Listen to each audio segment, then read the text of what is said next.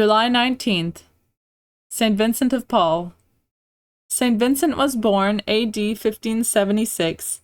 In after years, when advisor of the Queen and oracle of the Church in France, he loved to recount how, in his youth, he had guarded his father's pigs. Soon after his ordination, he was captured by corsairs and carried into Barbary. He converted his renegade master and escaped with him to France. Appointed chaplain general of the galleys of France, his tender charity brought hope into those prisons where hitherto despair had reigned. A mother mourned her imprisoned son. Vincent put on his chains and took his place at the oar and gave him to his mother.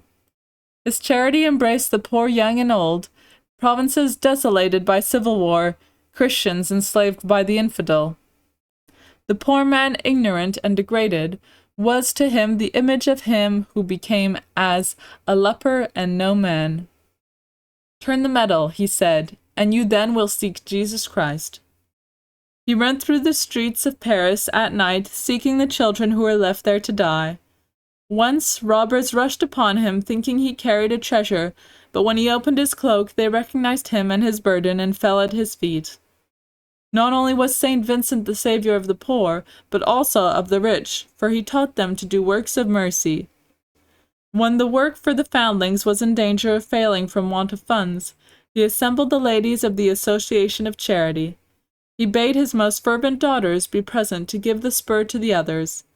Then he said, "Compassion and charity have made you adopt these little creatures as your children. You have been their mothers according to grace when their own mothers abandoned them. Cease to be their mothers that you may become their judges. Their life and death are in your hands. I shall now take your votes. It is time to pronounce sentence." The tears of the assembly were his only answer, and the work was continued.